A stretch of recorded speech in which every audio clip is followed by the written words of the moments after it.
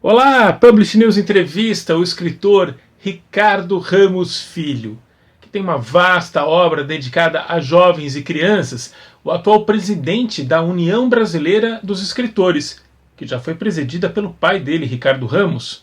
E uma curiosidade que não o define como autor, mas é muito legal. É o neto de Graciliano Ramos. Ricardo Ramos Filho, muito obrigado por ceder seu tempo para a gente aqui. E, aliás, eu já vou começar a perguntar isso, ou sobre isso, o seu tempo. Como é que você, hoje em dia, está lidando com o tempo? Então, eu acho que é uma pergunta legal, né? Eu tinha, logo que começou a pandemia, eu tinha uma expectativa de que fosse me sobrar tempo. Eu falei, puxa, agora, vivendo em São Paulo, só o que eu vou economizar fora do trânsito vai me sobrar muito tempo, eu vou conseguir escrever mais, vai ser bom. Mas não foi o que aconteceu. Eu tinha esquecido de um pequeno detalhe, né? É que a gente acaba dividindo as tarefas de casa também, né? Quer dizer, e tanto eu quanto minha mulher, a gente dispensou, claro, a nossa secretária aqui, e aí tivemos que dividir as tarefas da casa, né? Então isso acabou tomando muito tempo. E com o passar da pandemia, foi aumentando cada vez mais o número de convites, né, para que a gente participe de lives. Então, dificilmente eu passo um dia sem uma, duas lives. Então, isso também acaba, geralmente, uma hora e meia, isso acaba tomando um pouco do tempo da gente, né? Então, escrever que é bom, eu não consegui, não. Eu continuo lutando para encontrar um tempo para escrever. Mas é lógico, como tudo na vida, teve benefícios, né? O ficar mais tempo em casa, ficar mais tempo em família, trouxe muitos benefícios, fez com que eu... que entrou uma coisa aqui que eu não sei se atrapalhou vocês, entrou uma varredura aqui. Não entrou nada. Essas coisas... Entrou, na pandemia entrou a varredura de casa e entrou a varredura dos computadores na hora que a gente está usando. Também, que eles às vezes surpreendem a gente porque eles têm vontade própria, né? Não costumam obedecer e fazer aquilo que a gente quer que eles façam, né? Até porque o que a gente quer que eles façam, eles não entendem direito, né? Como a gente também não entende eles, então fica um diálogo de surdos. Fica uma coisa complicada, né? Mas, então é isso. Com relação ao tempo, o tempo, se já era difícil, continuou difícil. A gente continua sem tempo. Mas a gente ganhou em tempo de convívio com a família, de poder desfrutar da companhia das pessoas que a gente gosta, mais tempo, então isso tá valendo a pena. Tá? Eu gostei de ficar em casa. Eu tô... É claro que eu não gostei de ver menos os amigos, de estar menos com os amigos, de sair menos, mas eu acho sim que no futuro a gente vai ter talvez que se adaptar a um meio termo. Talvez a gente fique um pouco mais em casa, porque algumas experiências foram positivas. O raio caiu perto de você, não? Não. Na minha família, eu tive alguns amigos próximos que tiveram o Covid, mas que sobreviveram, né? Nenhum deles, eu não tive assim perto de mim perdas significativas. É claro que a gente perdeu pessoas que eu fiquei muito chateado de... A gente que é escritor, você perder um escritor do porte de um Sérgio Santana, por exemplo, é uma coisa que deixa a gente triste, comovido. Eu fiquei muito triste. Essa pandemia foi raro o dia em que eu não fiquei com vontade de chorar por ver algumas pessoas que a gente gosta passarem, né? Mas assim, muito perto de mim eu não tive ninguém assim em estado grave. Você sempre gostou de olhar para outros lados assim do que a maioria? Depende da maioria, né? Agora, Depende da maioria, isso é muito bom.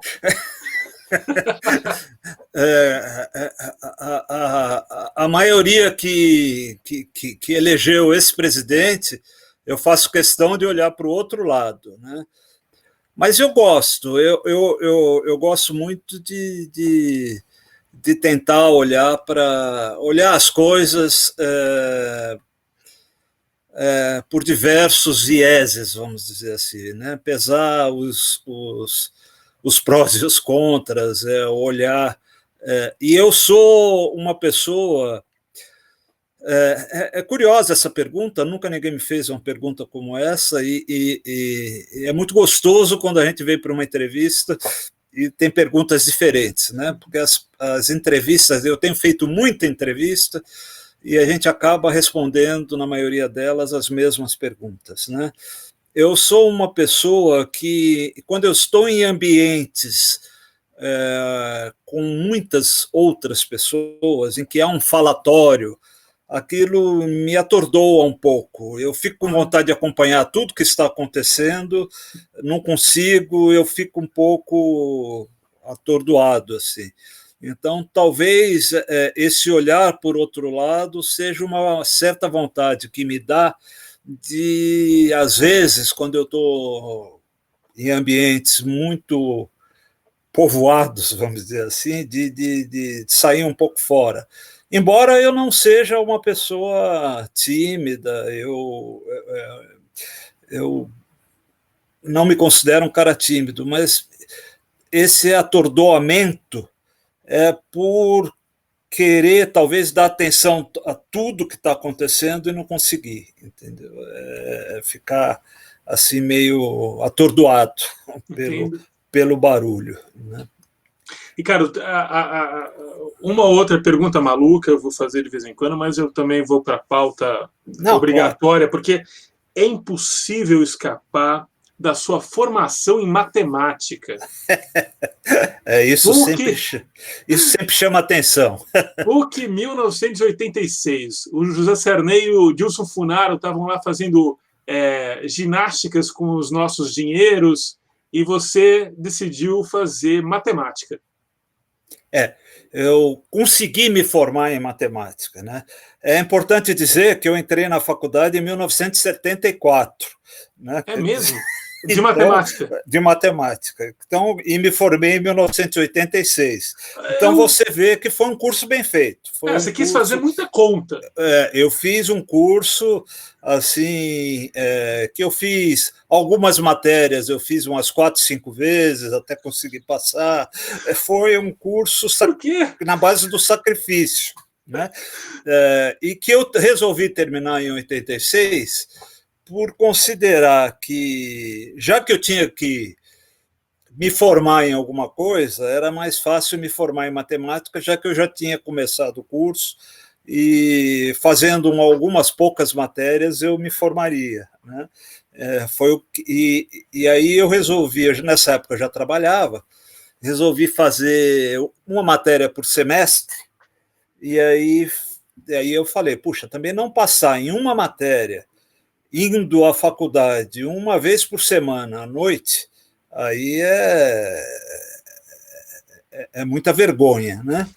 E aí eu consegui me formar em matemática assim bem devagarinho, né? Assim, por que matemática? O que te deu? Por quê? Por medo, né? É uma resposta que eu sempre dou, mas É Vamos assim, voltar para naquele facilitar. momento. Volta Oi? para 74. Eu queria isso, assim, voltar para Num determinado 1974. momento da vida, todo jovem se pergunta: o que eu vou ser quando eu crescer? Né?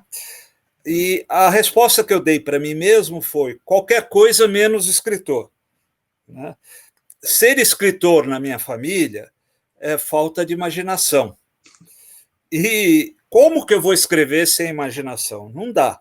Então, eu vou fazer outra coisa. E o que tem de mais diferente de escrever?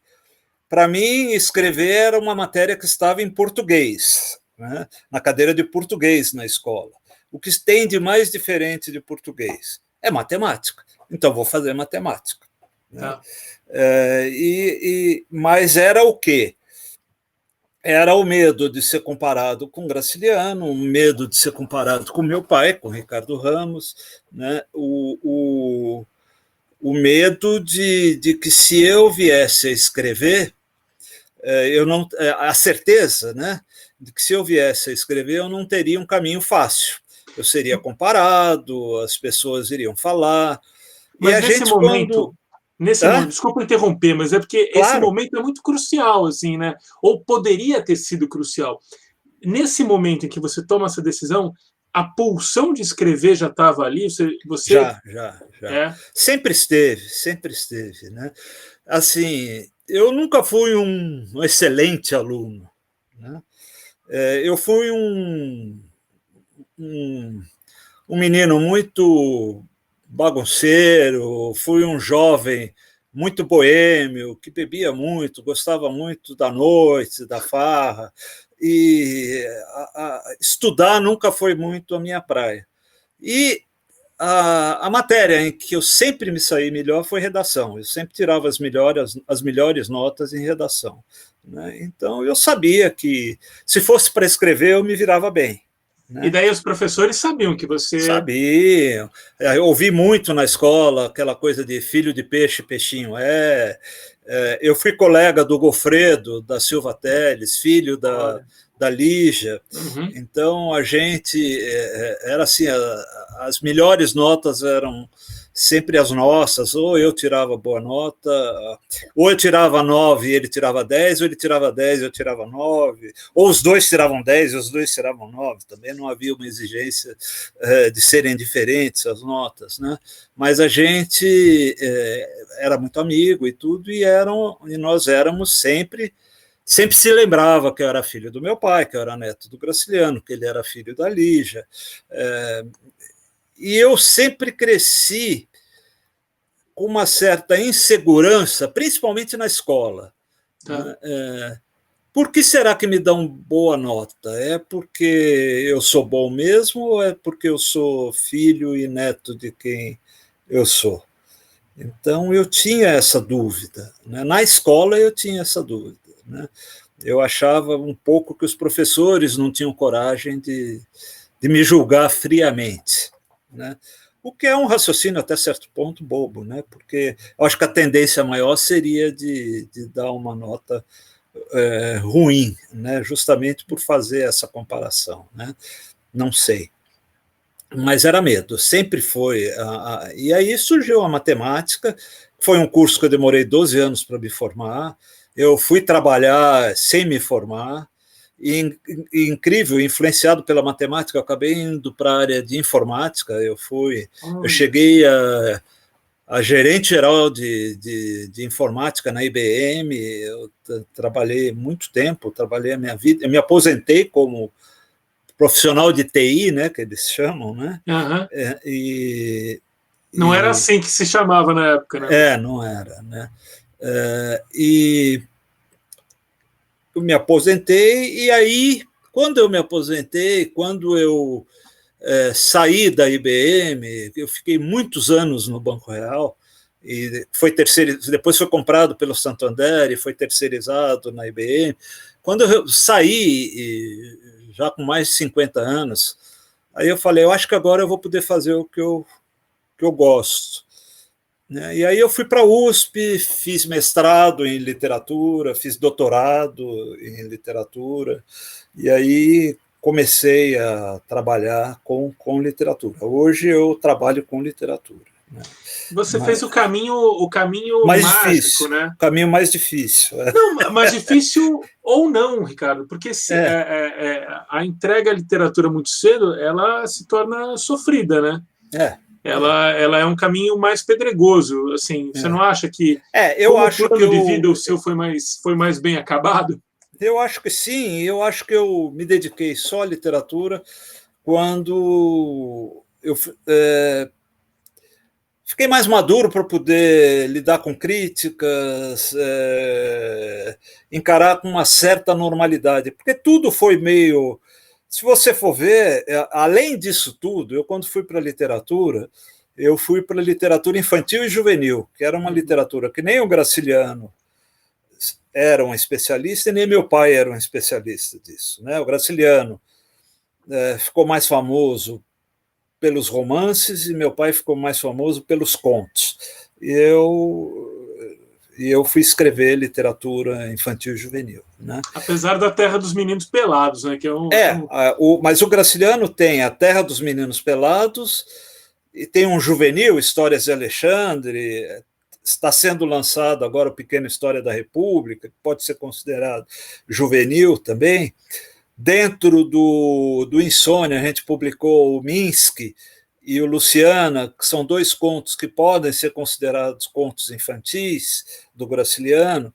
E meu pai teve uma literatura juvenil, Desculpa a Nossa Falha, O Rapto do Sabino, alguns livros juvenis.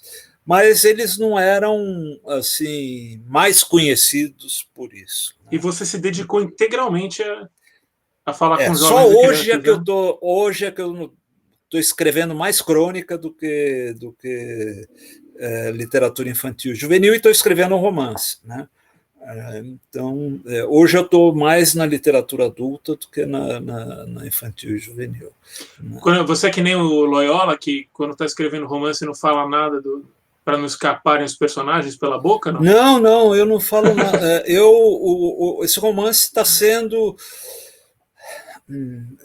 tem muito a ver com aquela pergunta que você fez com o tempo. Eu queria mais tempo para me dedicar ao romance. Se eu conseguisse, porque o romance é assim, né? Se eu conseguisse, e aí não é por falha minha mesmo, se eu conseguisse escrever todo dia, me dedicar todo dia, escrever eu quase que escrevo diariamente, mas se eu conseguisse me dedicar diariamente ao romance, eu acho que ele caminharia mais rápido, mas eu fico, às vezes, eu escrevo, aí me assusto com o caminho que está tomando, aí largo, aí daqui a pouco eu volto, aí tenho que reler tudo que eu já escrevi para entrar no clima de novo do romance, aí escrevo mais um pouco, paro, está indo muito lentamente. Eu vou acabar, mas não sei quando. Vamos falar um pouco dessa sua relação com os computadores. Quando você olha um computador hoje, esses recursos que estão aí, a inteligência artificial, isso tudo te surpreende de acordo... Ou era um caminho inevitável, enfim. É assim, me surpreende. Eu não tenho uma relação fácil. Engraçado, né? Apesar de ter trabalhado a vida inteira com isso. Me surpreende, eu não tenho uma relação fácil com a tecnologia. A tecnologia me irrita de alguma maneira. E assim, eu tenho certeza que eu seria mais feliz em um mundo sem tecnologia. Né? Assim, eu não curto. Eu tenho computador, eu uso computador, eu tenho celular, eu baixo os aplicativos, tudo. Se o computador dá um pau, eu sei identificar o que está acontecendo e resolver para que o computador funcione, mas eu faço tudo isso de muito mau humor. Assim, é uma coisa que eu faço... por exemplo... o tempo que eu trabalhei em informática, eu era especialista num computador que não é esse que a gente usa. Eu era especialista no que se chama de mainframe. Eram os computadores grandes, aqueles computadores que ocupam uma sala inteira. Né? E eu era especialista numa coisa chamada teleprocessamento. Nos programas que o computador, que tem que rodar nesses computadores grandes, para as agências de banco se comunicarem, para você fazer pagamentos, tem que ter uma conectividade. Eu era da área de conectividade, tem que ter uma área de uma conectividade muito parruda para conseguir que todo mundo acesse o computador do banco, né, o mainframe do banco. Mas eu já estou fora disso tem uns 10 anos e eu fiz questão de esquecer tudo. Eu hoje não sei mais nada disso, não me lembro mais nada disso. Que para... E nós estivemos conectados sem saber, olha só, porque meu primeiro emprego na vida foi como primeiro contínuo, depois escriturário do Banco Real. Eu devo ter usado coisas que você... eu trabalhei a vida inteira naquele Real da Paulista, ali da esquina com a Itapeva. Ali. Que barato. O dinheiro de um monte de gente passou por você, informações. Isso, um monte de gente. Eu fiquei lá 30 e poucos anos. Foi uma coisa... E daí, como é que você acha que essa convivência da ética humana, da inteligência artificial e o do capitalismo são factíveis, possíveis, ou a ética perde inevitavelmente com essa batalha de forças e saberes? Eu acho que falar em capitalismo e ética na mesma página é meio complicado, né? Eu não vejo muita ética no capitalismo, né? Agora, e falando também, trazendo um terceiro componente, que seria a tecnologia, né? Eu acho que complica um pouco, né? Assim, certamente hoje, né, aquilo que mais me preocupa seja a ética, né? Assim, eu tenho uma relação com ética, uma relação muito atenta, né? Eu vejo, por exemplo, o caso do ex-governador do Rio, o filho do... Putz, agora me fugiu. O Cabral. O filho do Sérgio Cabral, né? E assim, é uma coisa que eu falo, puxa vida, como que um cara carregando esse nome, Sérgio Cabral, filho do Sérgio Cabral, do Pasquim, um cara tão bacana, um cara que tem uma história tão interessante no jornalismo, na política, como que um cara é capaz de jogar, que tem o nome do pai, consegue jogar esse nome na lama de uma maneira, agindo com tão pouca ética, agindo de uma maneira tão pouco lisa, né? Então, isso é uma coisa que sempre me preocupa muito. Eu tenho o nome do meu pai, eu sou Ricardo Ramos Filho, meu pai foi um cara ético, meu pai foi filho do Graciliano, que é um cara que se notabilizou pela ética, por ser um cara correto, por ser um cara... Então, ética, para mim, é uma coisa muito importante. Eu sempre... É aquela coisa, assim, eu tenho empresa na área eu tenho uma empresa na área de eventos literários. Às vezes as pessoas, na hora de fazer negócio e tudo, falam, não, isso depois, o recibo a gente vê, a gente depois, ou põe o recibo um pouco maior, vê como é que a gente faz. Eu falo, não, olha, eu já vou avisando que eu não vou fazer, o recibo vai ser exatamente no valor do que a gente tiver combinado o trabalho, eu não dou recibo a maior nem a menor, eu dou o recibo exato, não tem cambalacho aqui, sabe? Então, é isso que acontece, por isso é que eu falo que é tão difícil falar em ética e capitalismo, né? Porque os empresários, as empresas, na hora de fazer negócio, rapidamente esquecem da ética, né? Tudo é permitido, não, mas a gente dá um jeitinho. Dar jeitinho e falar de ética não é possível, né? Então, eu sou... E a informática, muitas vezes, né, a tecnologia, muitas vezes, se alia a esses jeitinhos, né? Até porque as pessoas entendem pouco, as pessoas não sabem direito o que está sendo feito naquele computador, como que aquilo está sendo tratado, né? A pessoa recebe no fim um papel para assinar, né? Então eu acho muito complicado, eu acho muito não é à toa que a gente tem tanto problema. Não é à toa que volta e meia se ouve falar alguma coisa, se descobre alguma coisa. A gente tem que ter muito cuidado. E, Ricardo, eu acho que você deve ter refletido sobre o que pode ser um drama ou não, porque, enfim, a gente vai acumulando valores e entendendo que o mundo tinha que ser de tal jeito, mas a gente mora, a gente vive e precisa sobreviver neste mundo conforme posto. E é o que acontece, né? A gente trabalhando para banco sabendo que não é o melhor lugar do mundo, ou não, empresas que provavelmente também... seria o pior. É muito difícil. A gente vai contar qual é o dinheiro limpo que a gente ganhou na vida e não, assim, se for rastrear, não tem, né? É triste, né? É mais ou menos como viver da grana do narcotráfico, né? Quer dizer, é uma coisa. Não sei onde está o dinheiro limpo, né?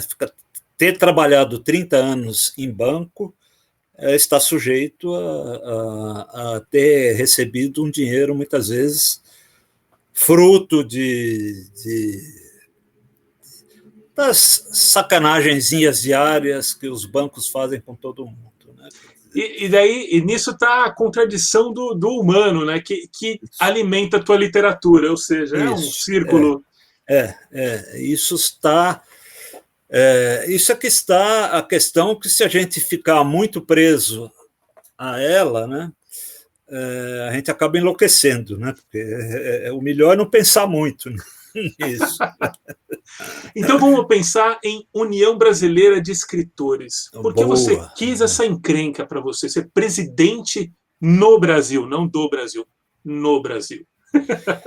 Então,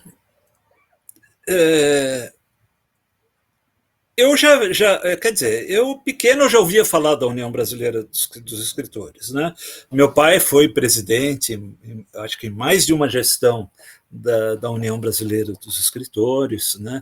Ele chegou a ser presidente, chegou a ser vice, ele alternou, acho que com Fábio Lucas, uma hora era o Fábio Lucas presidente, ele era vice, depois ele era vice, o Fábio Lucas presidente, e eu também, eu acabei me aproximando da União Brasileira de Escritores, muito por causa dele, por curiosidade até, e eu fui vice de algumas gestões, né, até resolver aceitar ser presidente. Agora, eu só aceitei ser presidente quando eu considerei que ou eu virava presidente, ou havia uma possibilidade muito grande da União Brasileira dos Escritores acabar. Nossa. Né? Porque a entidade já vinha há alguns anos numa crise, já vinha há muitos anos sem dinheiro, já vinha há muitos anos com o número de sócios diminuindo. Então, eu resolvi ser para tentar fazer alguma coisa, né, para tentar usar até o meu trânsito no meio dos escritores, o meu conhecimento entre os escritores, para ver se eu conseguia trazer mais gente para o BE, fazer.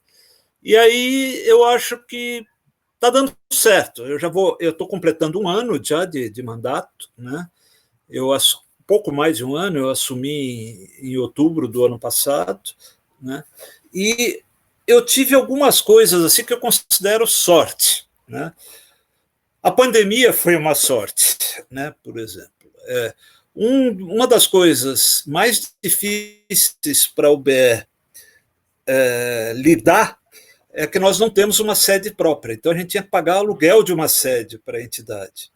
Então a primeira medida que eu tomei foi: vamos entregar essa sede, vamos fechar, porque tem pandemia mesmo, ninguém vai E vamos ficar sem sede. Vamos transformar a UBE esse ano numa entidade inteiramente virtual. Tudo que a gente tiver que fazer com a UBE, vamos fazer virtual. A gente comprou um Zoom, né? E a gente faz toda terça-feira uma entrevista com escritores pelo Zoom, que está indo muito bem. A gente deu uma incrementada no site, o site da UBE, www.ube.org.br,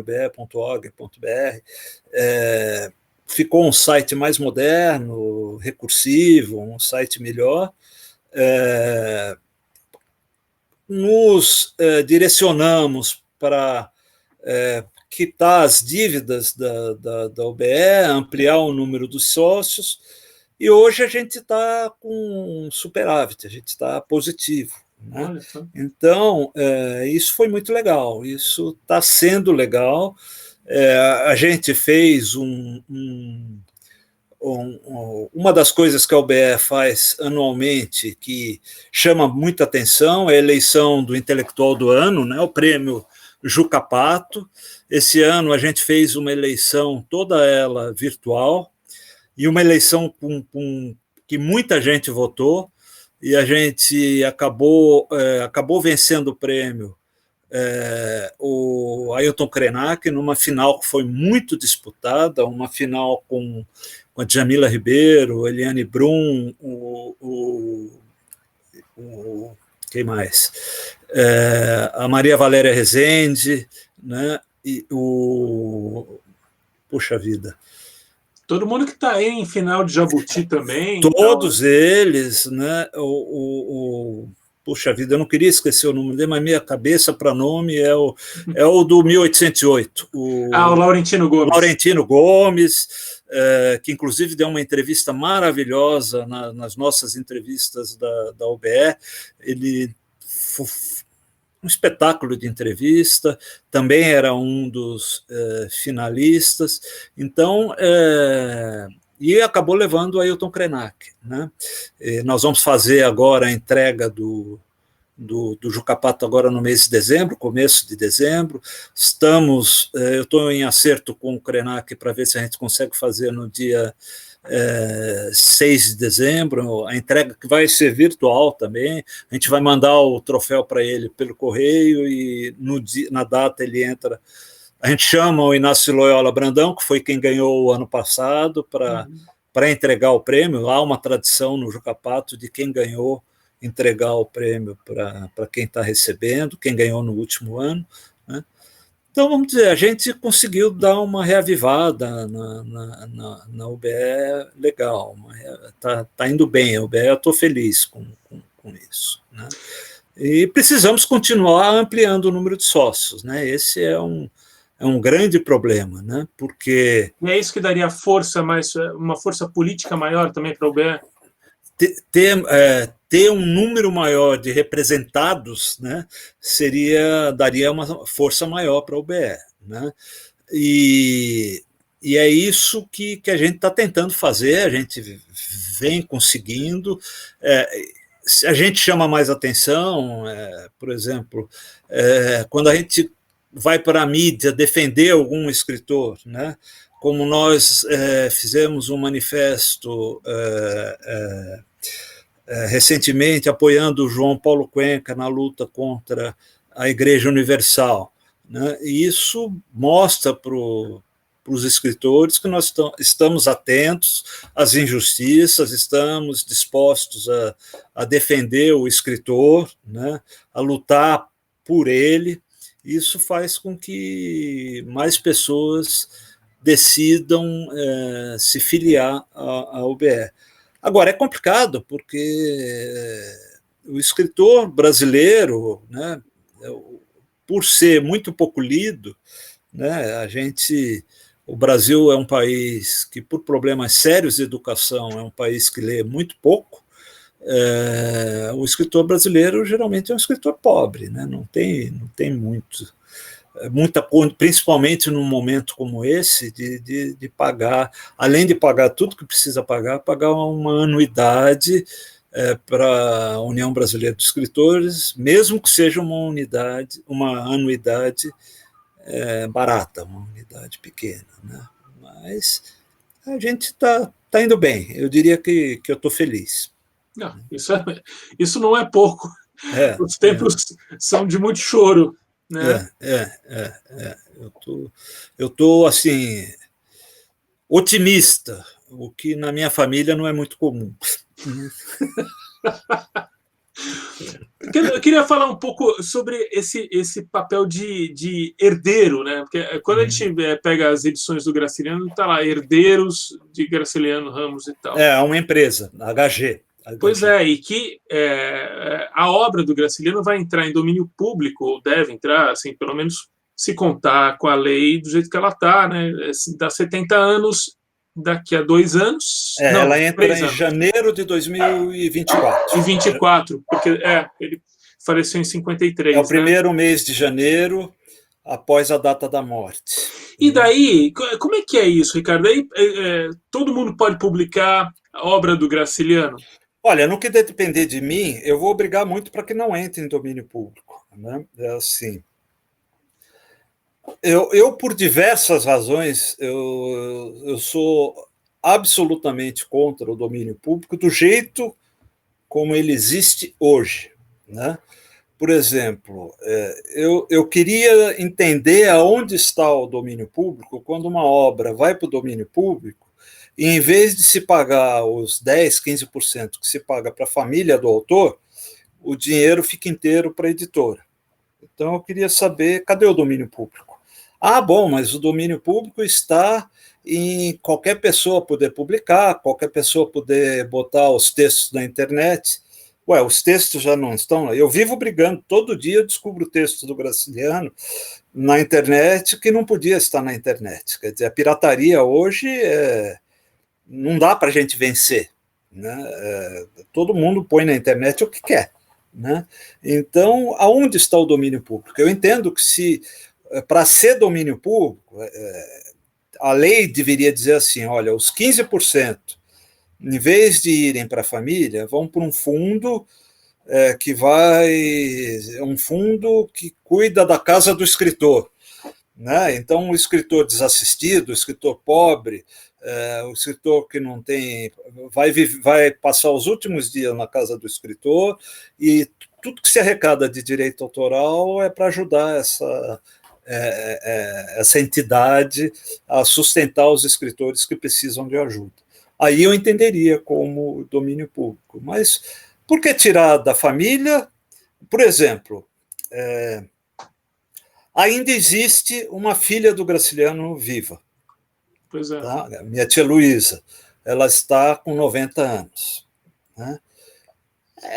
Hoje em dia as pessoas vivem mais. Em 2024, ela muito provavelmente, ela é uma pessoa com excelente saúde, é bem possível que ela esteja viva.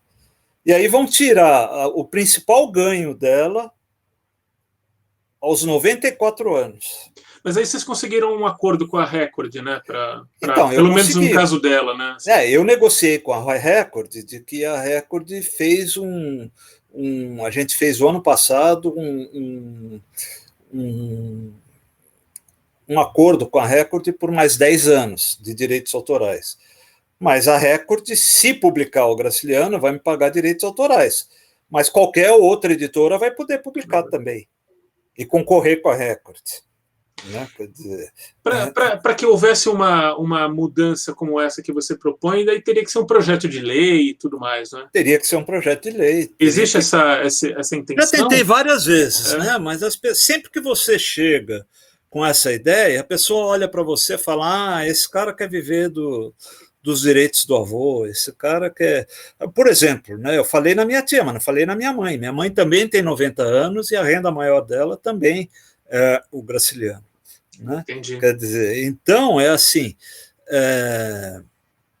eu acho que o que eles talvez não tenham percebido é que 70 anos passou a ser pouco tempo dentro de uma expectativa de vida maior.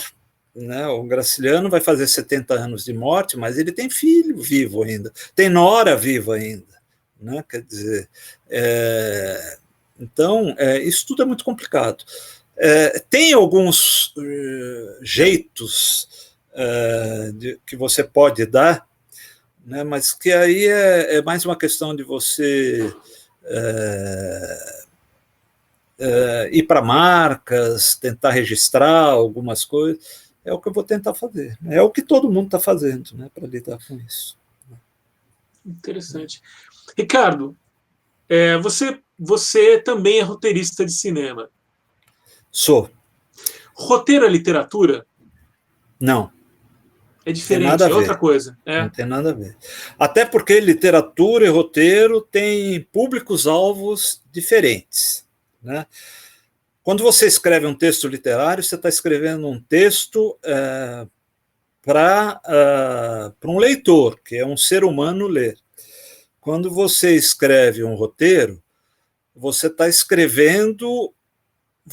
É quase que são comandos para serem entendidos por alguém que manipula uma câmera, né? Quer dizer, então, por exemplo, quando eu escrevo um roteiro, eu não preciso, né, ter aquele cuidado, eu não vou repetir palavras, eu vou procurar um sinônimo aqui, ou seja, todo aquele cuidado que a gente tem com a estética do texto, na hora que você está escrevendo um roteiro, é totalmente desnecessário.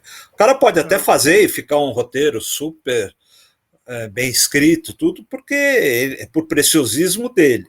Mas não quer dizer que vai ser um roteiro melhor do que um roteiro mal escrito em termos do que a gente considera literário, né? Quer dizer, um roteiro é um manual, né, para o diretor de cinema pegar, entender o que ele tem que filmar, o que ele tem que fazer, quais são as cenas que vão ser filmadas. Né? Roteiro, por exemplo, uma coisa que fica difícil, por exemplo, é que em roteiro você não descreve no roteiro o sentimento. Né? Porque como é que eu vou filmar um sentimento? Né?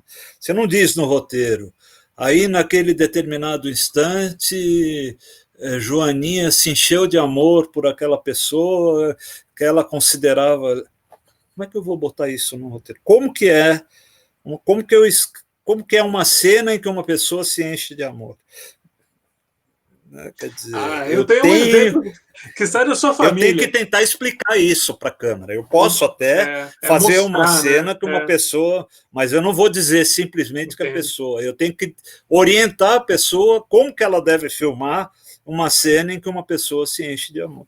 Entendeu? É diferente. Alguma coisa que você queria ter escrito e não escreveu e nem está em andamento? Olha, porque o romance deve ter um romance sido sem gestado, dúvida, mas né? já está andando. O romance tem não sei porque todo escritor é cobrado do escritor que ele escreva um romance. A Marina Colasanti fica tem brava um certo charme escrever um romance, né? Parece que o romance é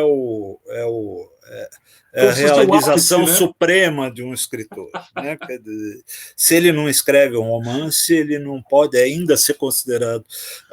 Eu tive um tio português, já idoso, morreu há uns 2 anos, bem velhinho, e eu me lembro que eu fiquei puto da vida numa refeição que ele almoçou na minha casa, e ele era falava português com sotaque muito carregado de Portugal, e ele sentou do meu lado, e aí ele chegou assim e falou, quando que tu vais começar a escrever? Aí, eu até na hora não entendi, eu falei, como? Assim, ele falou, quanto que tu... Eu falei, eu escrevo já faz bastante tempo, eu lancei meu primeiro livro em 92. Ele falou, mas tudo que escrevesse foi besteira. Eu quero saber quando que vai decidir escrever um romance. Ou seja, para ele, enquanto eu não escrevesse um romance, eu não era escritor, entendeu? Sensacional. Então... Ricardo, eu queria terminar também com... Você Você escreveu de tudo. Você, enfim, o roteiro não é literatura, mas é uma escrita difícil, né? É Com muito um alvo. difícil. Muito E difícil que não compensa, porque escrever eu para tenho. jovem é difícil, É, escrever para criança é difícil. Escrever é uma coisa danada, né? é. E você fez de tudo, tá terminando, inclusive, o romance depois da cobrança do seu tio que você está seguindo. Isso, exatamente. Exatamente. Ele me convenceu. Me deixou puto, mas até certo ponto ele tinha razão. Agora, resta uma utopia pulsante em você? Qual seria? É difícil ter uma utopia pulsante num momento tão distópico, né? Mas eu acho que é, é talvez o que me move ainda, né? A gente levanta todo dia atrás da utopia, né? A gente vai buscar utopia, né? Eu sei que eu não vou ver, mas eu queria viver num país decente, né? Eu queria viver num país que tivesse um governo decente, né? Eu queria viver num país. Eu acabei de dizer que nós somos um país que lê pouco, porque é um país que não tem educação. Eu queria viver num país onde a educação fosse uma coisa considerada, uma coisa privilegiada pelo governo, não é. Eu já estive algumas vezes, até porque eu tenho um enteado que mora lá, é casado com finlandesa e vive lá. Eu já estive algumas vezes na Finlândia. E toda vez que eu vou à Finlândia, eu me surpreendo muito em ver como que um país pode. Está certo que é um país pequenininho, com população pequena, lá é muito mais fácil do que aqui. Mas é bacana ver um país onde o político não recebe salário, o político trabalha no fim do expediente por idealismo, onde uma criança vai. Isso eu acho um espetáculo. Né? As bibliotecas mais lindas que eu já vi na minha vida estão na Finlândia. E assim, a assistência médica na Finlândia é pública, lógico, mas assim, quando uma criança nasce e ela começa a fazer aquele acompanhamento com o pediatra, tem que ir ao pediatra, você sabe onde que é o pediatra? É dentro de uma biblioteca. Então, eles levam a criança à biblioteca, as crianças ficam brincando ali com os livrinhos e tudo, e tem várias portas que dão para a sala dos livros, o médico abre a porta dentro da biblioteca, o pediatra, e chama a criança, e ela... Nossa, eu nunca tinha visto isso, que legal. Né? Então, é isso, o contato da criança com o livro é ainda bebê. Né? Quer dizer, a saúde está então, dentro da biblioteca. Eu começo a saúde crescer tá vendo isso, né? dentro da biblioteca. Isso eu Nossa, que falo, às vezes legal. até me arrepia, me comove, porque eu acho que isso é a utopia que eu queria, né? Era isso que eu queria ver aqui no Brasil, né? E não vejo, né? O que eu vi foi agora, durante a pandemia, uma candidata de direita aqui em São Paulo, fechar a biblioteca, fechar as lives da biblioteca Mário de Andrade, porque considerava que as lives da biblioteca Mário de Andrade favoreciam o candidato a prefeito do governo. Né? Mas isso Então, você tem que agradecê-la, porque e ela deixou claro qual era a proposta de governo dela. E não está, e está com traço de intenção de voto. Né? Então é isso. Né? A utopia, para mim, passa um pouco por aí, por querer essas coisas, querer que as pessoas leiam mais, querer mais biblioteca, querer educação, querer saúde, querer ter um governo que considere que 160 mil mortes por Covid é um problema. Né? Essa é a minha utopia. Né? É contra isso que todo dia eu brigo, escrevo postagens no Face, xingo, né? A gente falou no começo, né? E xingo e não volto atrás, depois que eu xingo está xingado. Né? É isso. Né? Essa é a minha utopia. E é por isso que eu termino a entrevista dando um viva, um vida longa ao presidente. da União Brasileira dos Escritores. Muito obrigado, muito obrigado. Muito obrigado, obrigado. Ricardo. André, foi um prazer falar com você, viu? Muito legal. E eu estou à disposição do Publish News, sempre que vocês precisarem, é só chamar que eu venho. Muito obrigado, muito obrigado. Tá bom? Um grande abraço para você.